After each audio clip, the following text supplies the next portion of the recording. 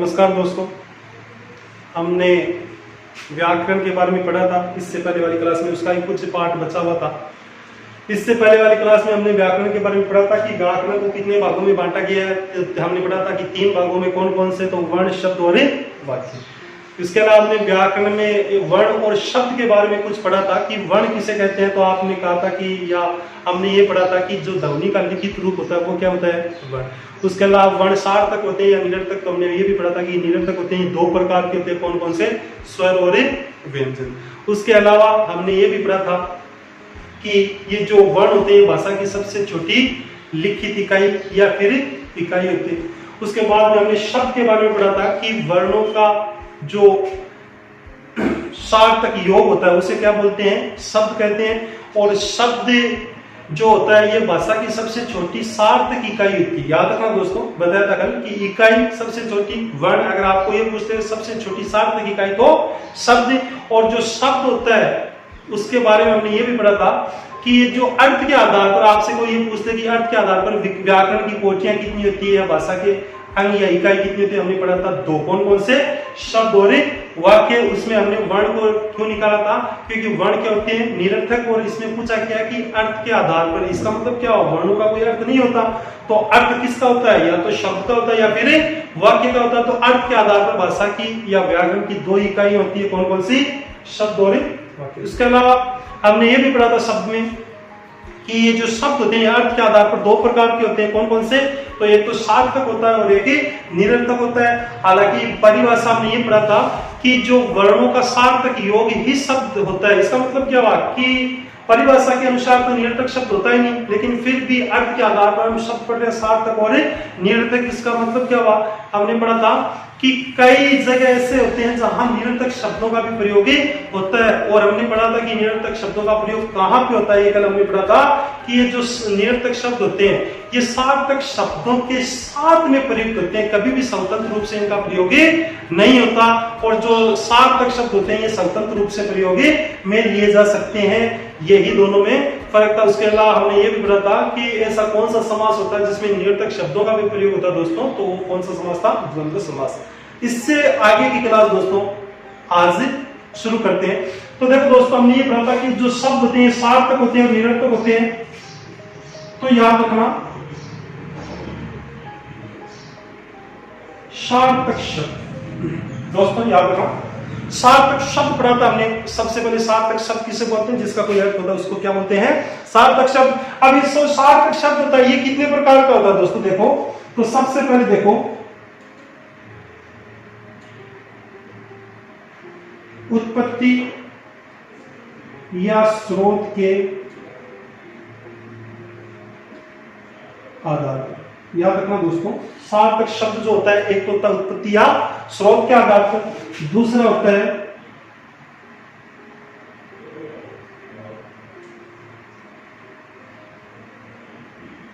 व्युत्पत्ति, रचना या आप बोल सकते हो बनावट के आधार पर। तीसरा होगा दोस्तों अर्थ के आधार। देखो दोस्तों, अर्थ के आधार पर हमने शब्द भी पढ़ा था, लेकिन ये जो अर्थ के आधार पर है ये सार्थक शब्द है। याद रखिए, सार्थक शब्द होता है वो भी अर्थ के आधार पर होता है। उसके बाद एक होता है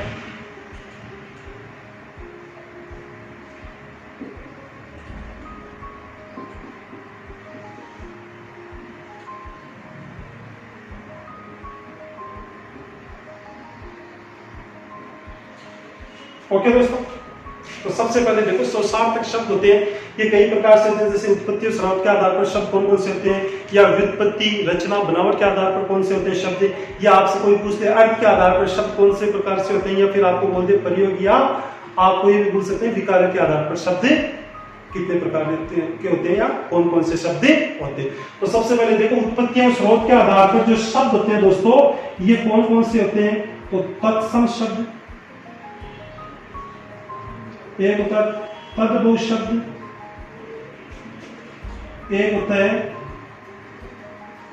देशज शब्द, एक होता है दोस्तों विदेशज शब्द, और एक होता है संकर शब्द। तो आपसे कोई भी पूछते उत्पत्ति और स्रोत के आधार पर शब्द कौन कौन से होते हैं या कितने प्रकार से होते हैं, तो या जो आपके सामने तत्सम, तद्भव, उद्देश्य, विदेशज या संकर शब्द, ये कौन से होते हैं?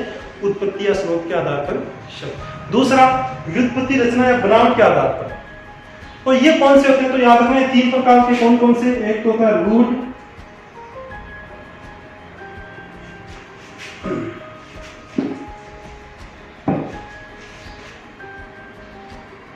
रूढ़ शब्द, एक होता है दोस्तों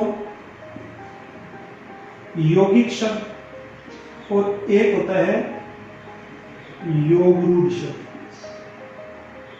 तो आपसे कोई ये पूछ ले उत्पत्ति, रचना या बनावट के आधार पर शब्द कौन से होते हैं, तो आप बोल सकते हो यौगिक, रूढ़ और योगरूढ़। उसके बाद आपसे कोई ये पूछ ले कि अर्थ के आधार पर शब्द कौन से होते हैं, तो याद रखना दोस्तों, अर्थ के आधार पर जो शब्द होता है एकार्थी शब्द,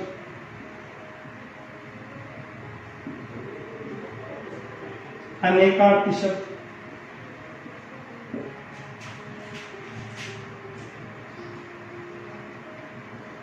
समानार्थी शब्द, या आप इसको ये भी बोल सकते हो पर्यायवाची, या फिर आप ये भी बोल सकते हो, देखो एक होता है विपरीतार्थी, विपरीतार्थी, या आप बोल सकते हो विलोम शब्द। तो आपको बोल दिया अर्थ के आधार पर शब्द, तो आप बोल सकते हो एकार्थी, अनेकार्थी, समानार्थी या विपरीतार्थी। ये किसके आधार पर होते हैं दोस्तों? अर्थ के आधार पर। उसके बाद देखो प्रयोग के आधार पर, तो आप बोल सकते हो इसके आधार पर भी 2 होते हैं। कौन कौन से?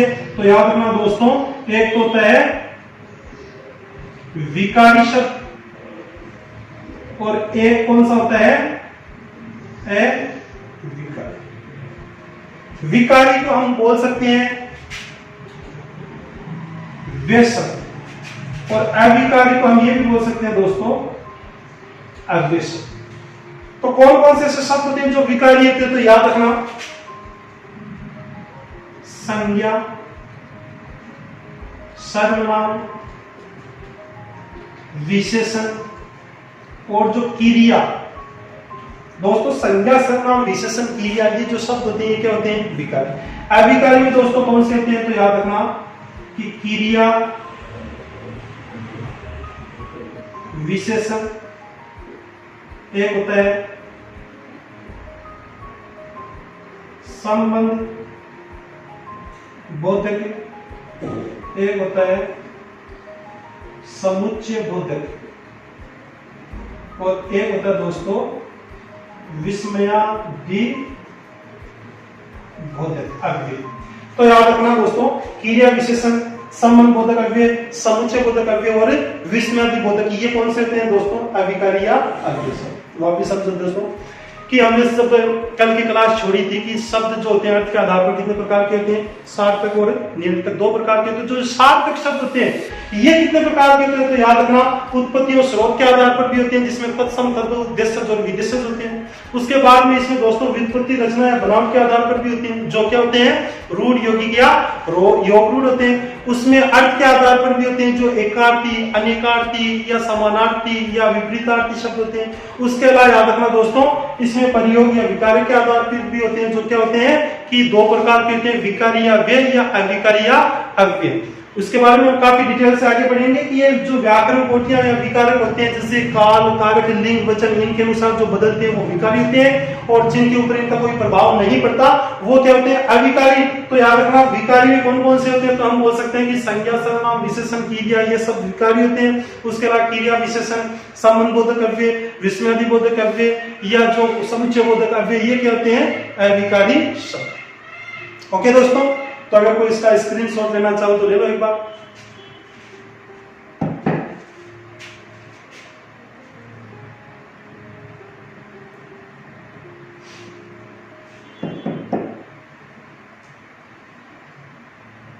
ओके दोस्तों,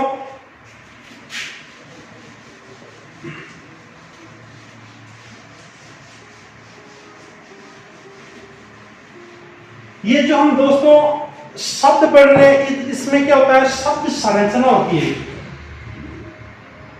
शब्द संरचना। शब्द संरचना का दोस्तों मतलब होता है कि हम जो शब्दों का निर्माण होता है वो कितने प्रकार से कर सकते हैं। याद रखना, शब्द संरचना का मतलब है कि हम शब्दों का निर्माण कितने प्रकार से कर सकते हैं। तो याद रखना दोस्तों, शब्द संरचना की 4 इकाइयां होती है। कितनी इकाइयां होती है? 4 इकाइयां। कौन कौन सी? तो याद रखना, एक तो होती है संधि, एक होता है समास, एक होता है उपसर्ग और एक होता है प्रत्यय। शब्द संरचना की, हालांकि दोस्तों देखो संयोग से भी नया शब्द बन सकता है, लेकिन संयोग शब्द संरचना की इकाई के अंतर्गत नहीं आता। आपको कोई भी पूछ ले कि शब्द संरचना की इकाई कितनी होती है, तो हमेशा याद रखना 4 होती है। कौन कौन सी?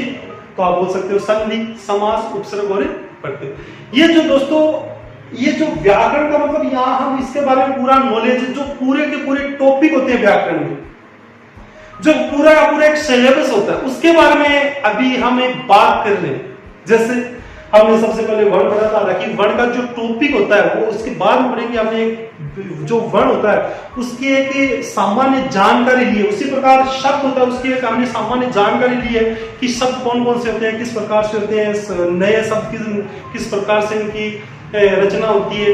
लेकिन ये जो संधि समास ये अभी शुरू नहीं की है, जो टॉपिक हम ये जितने भी आपने पढ़े, जैसे विकारी, अविकारी, तत्सम, तद्भव, ये आगे पढ़ेंगे। अभी एक बार हमने शब्दों के बारे में सामान्य जानकारी ले लें। तो इससे हमने जो वर्ण और शब्द के बारे में जाना, उसके बाद में तीसरा क्या बच गया दोस्तों? वाक्य।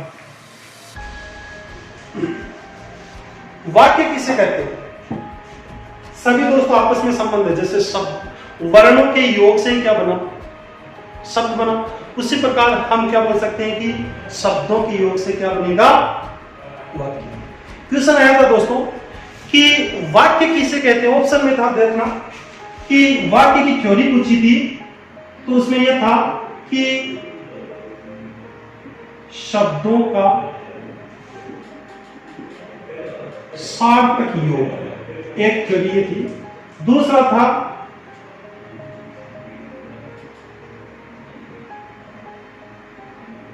सार्थक शब्दों का योग। देखो दोस्तों, दोनों विकल्प में थे। वहां पूछा गया था कि वाक्य किसे कहते हैं, तो उसमें एक तो था शब्दों का सार्थक योग और दूसरा था सार्थक शब्दों का योग। सिर्फ ये जो सार्थक शब्द है इसका क्रम बदल रहा है, इसका पदक्रम बदल रहा है। तो आपके हिसाब से आप बताओ कि वाक्य किसे कहते हैं? क्या सार्थक शब्दों का योग वाक्य हो सकता है? कैसे? जैसे मैं यहां बोल दूं कि मोहन, राम,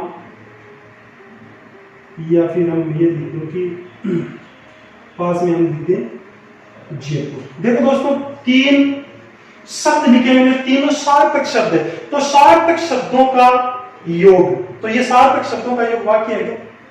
नहीं है दोस्तों, इसको हम वाक्य नहीं बोल सकते। शब्दों का सार्थक योग होना चाहिए, यानी उसका कोई अर्थ निकलना चाहिए। जैसे मैं बोल दूं कि मोहन घर गया, तो दोस्तों ये वाक्य क्यों? क्योंकि देखो शब्द शब्द हो रहे शब्द, लेकिन इनका एक सार्थक योग हो रहा है, इसका मतलब इसका कोई अर्थ निकल रहा है। तो हम बोल सकते हैं, आपसे कोई बोलता है कि वाक्य की परिभाषा किसे कहते हैं, तो हम बोल सकते हैं कि 2 या 2 से अधिक शब्दों का सार्थक योग क्या कहलाता है? वाक्य। ओके दोस्तों, उसके बाद भी देखो, हमने सबसे पहले देखो हमने क्या पढ़ा था कि भाषा की सबसे छोटी मौखिक इकाई, तो हमने पढ़ा था ध्वनि। उसके बाद में हमने ये भी पढ़ा था कि भाषा की सबसे छोटी इकाई या लिखित इकाई, तो हमने क्या पढ़ा था? वर्ण। उसके बाद दोस्तों हमने ये पढ़ा था कि अर्थ के आधार पर भाषा की सबसे छोटी इकाई, तो हमने क्या पढ़ा था उसमें?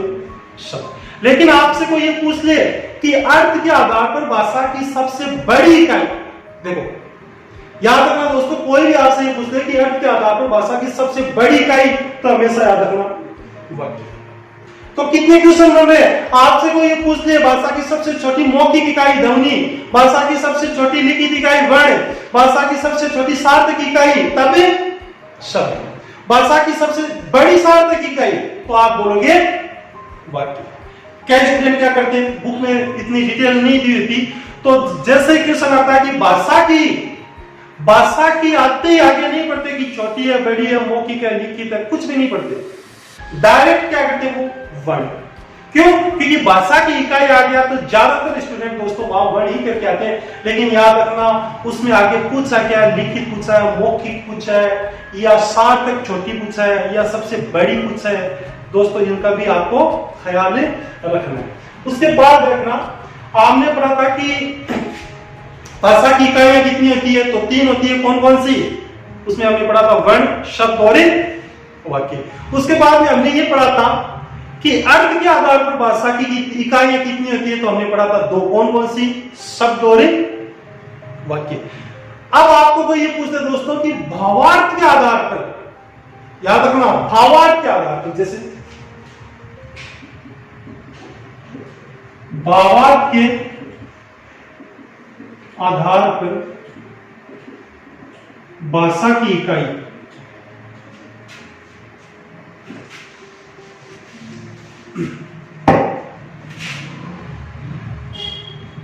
तो याद रखना दोस्तों एक ही होती है, वो क्या होती है? वाक्य। भावार्थ शब्द जो होता है उसका दोस्तों अर्थ होता है, लेकिन भावार्थ नहीं होता। वर्ण जो होते हैं उसका न तो कोई अर्थ होता है नहीं भावार्थ। भावार्थ होता क्या है? जैसे हम बोलते हैं कि लंगोटी में फाग खेलना, इसका भावार्थ बताओ, इसका मतलब क्या होता है? कि दरिद्रता में भी खुशियां मनाना। तो ये एक वाक्य का भावार्थ निकल के आ रहा है या नहीं? लेकिन क्या आप शब्द का भावार्थ निकाल सकते हो क्या? तो नहीं निकाल सकते। तो याद रखना व्याकरण की इकाइयां 3 कौन कौन सी? वर्ण, शब्द और वाक्य। लेकिन आपको बोल दे अर्थ के आधार पर व्याकरण की इकाइयां, तो आप बोलोगे 2। क्यों? क्योंकि वर्णों का कोई अर्थ नहीं होता। उसके बाद आपको ये बोल दे भावार्थ के आधार पर व्याकरण की इकाइयां, तो आप हमेशा बोलोगे 1। क्यों? क्योंकि वर्णों का न तो कोई अर्थ निकलता नहीं भावार्थ निकलता है दोस्तों, और जो शब्द होता है उसका अर्थ तो निकलता है लेकिन भावार्थ कभी नहीं निकलता, और जो वाक्य होता है उसका ही सिर्फ भावार्थ निकलता है। तो आपको कोई भी बोल दे भावार्थ के आधार पर भाषा की इकाई कितनी होती है, तो सिर्फ 1 है, और सबसे छोटी भी यही होती है और सबसे बड़ी भी यही। जैसे आपको घुमा के दे दे कि भावार्थ के आधार पर व्याकरण की छोटी इकाई तो भी वाक्य, भावार्थ के आधार पर व्याकरण की बड़ी इकाई तो भी वाक्य। क्यों? क्योंकि भावार्थ के आधार पर व्याकरण की इकाई सिर्फ एक ही होती है दोस्तों। ओके, तो दोस्तों उसके बाद जो वाक्य होता है ये कितने प्रकार का होता है? तो याद रखना ये 3 प्रकार का होता है दोस्तों। एक तो होता है रचना के आधार पर, रचना के आधार पर वाक्य। ये जो वाक्य होता है ये 3 प्रकार से होता है। एक तो रचना के आधार पर, एक होता है दोस्तों अर्थ के आधार पर वाक्य, और एक होता है दोस्तों क्रिया के आधार पर वाक्य। रचना के आधार पर जो वाक्य होता है 3 प्रकार का, अर्थ के आधार पर 8 प्रकार का, और क्रिया के आधार पर भी 3 प्रकार का, जिसे हम क्या बोल सकते हैं? वाच्य भी बोलते हैं। क्रिया के आधार पर वाक्य जो होता है उससे हम क्या बोल सकते हैं? वाच्य। तो ये दोस्तों आपका जो व्याकरण, संपूर्ण व्याकरण क्या है, उसमें क्या क्या शामिल है, कौन कौन से टॉपिक है, ये हमने इनके बारे में एक संक्षिप्त जानकारी ली है। उसके जितने भी आगे टॉपिक है ये हम कल से शुरू करेंगे, या जो भी नेक्स्ट क्लास देंगे। जैसे वर्ण है तो सबसे पहले हम टॉपिक वर्ण विचार लेंगे, लेकिन आप सारांश में समझ लो दोस्तों। सबसे पहले हमने व्याकरण के बारे में पढ़ा था कि व्याकरण जो शब्द होता है इसका मूल शब्द क्या होता है, तो आपको बताया था कि कृत धातु होता है, इसमें 2 उपसर्ग होते हैं, वी और उपसर्ग होते हैं, इसमें अन प्रत्यय जुड़ा होता है। तो इनका जो ये सब मिलकर क्या शब्द बनता है? व्याकरण। उसके बाद व्याकरण की इकाइयां तो हमने पढ़ा था 3 कौन कौन सी? वर्ण, शब्द और वाक्य। वर्ण के बारे में हमने क्या पढ़ा था कि ये क्या होती है? भाषा की सबसे छोटी इकाई या लिखित इकाई। ये निरर्थक होते हैं और ध्वनि का ही लिखित रूप होते हैं, और उसके अलावा जो वर्ण होते हैं वो 2 प्रकार के होते हैं। कौन कौन से? स्वर और व्यंजन। उसके बाद में हमने दोस्तों शब्द के बारे में पढ़ा था कि ये भाषा की सबसे छोटी सार्थक इकाई। उसके बाद में आपको बोल दे कि शब्द कहते किसे है, तो आप बोल सकते हो कि वर्णों का सार्थक योग शब्द कहलाता है। और ये अर्थ के आधार पर दो प्रकार के होते हैं, सार्थक और निरर्थक। सार्थक शब्द होते हैं स्वतंत्र रूप से प्रयुक्त होते हैं, ये अर्थवान होते हैं। निरर्थक शब्द क्या होते हैं, ये स्वतंत्र रूप से प्रयुक्त नहीं होते, इनका कोई भी अर्थ नहीं होता, लेकिन ये सार्थक शब्दों के साथ में प्रयुक्त होते हैं। लेकिन याद रखना, सार्थक शब्दों के साथ प्रयुक्त होने या न होने से उसका कोई महत्व नहीं होता। उसके बाद में द्वंद्व समास में सार्थक शब्दों का भी प्रयोग होता है। उसके अलावा हमने सार्थक शब्दों के बारे में पढ़ा था कि सार्थक शब्द उत्पत्ति और रचना के आधार पर उत्पत्ति स्रोत के आधार पर, व्युत्पत्ति रचना बनावट के आधार पर, उसके अलावा अर्थ के आधार पर और एक प्रयोग या विकार के आधार पर अलग अलग। उसके बाद में हमने तीसरा व्याकरण की इकाई पढ़ा वाक्य, और वाक्य में पढ़ा था किसे कहते हैं, तो शब्दों का सार्थक योग क्या कहलाता है, वाक्य, और ये भाषा की सबसे बड़ी सार्थक इकाई होता है। उसके अलावा हमने ये भी पढ़ा था कि भावार्थ के आधार पर व्याकरण की इकाई तो सिर्फ एक होती है, कौन सी, वाक्य। क्यों, क्योंकि वर्ण का कोई अर्थ नहीं निकलता, नहीं भावार्थ निकलता, शब्द का अर्थ तो निकलता लेकिन भावार्थ नहीं निकलता दोस्तों। उसके अलावा हमने पढ़ा था कि जो वाक्य होता है कितने प्रकार से हम बोल सकते हैं, 3 प्रकार के। कौन कौन से, तो हम बोल सकते हैं कि रचना के आधार पर, अर्थ के आधार पर और एक क्रिया के आधार पर वाक्य। दोस्तों ये जो व्याकरण को हमने संक्षेप में पढ़ा, एक संपूर्ण व्याकरण को हमने जो खोल के पढ़ा संक्षेप में, उसके बारे में, और जो अब हम शुरू करेंगे जो टॉपिक हमारा इससे आगे का, वो जो हम 0 लेवल से शुरू करेंगे, और जो सबसे पहला जो हमारा टॉपिक होगा वो वर्ण विचार से शुरू करेंगे। दोस्तों इस क्लास के लिए आपसे कोई पेमेंट नहीं लिया जा रहा है, इसलिए आपको एक ही काम करना है, आपका पेमेंट दोस्तों यही कि आपको लाइक एंड सब्सक्राइब करना बस। ओके दोस्तों, तो मिलते हैं नेक्स्ट क्लास में। Thank you.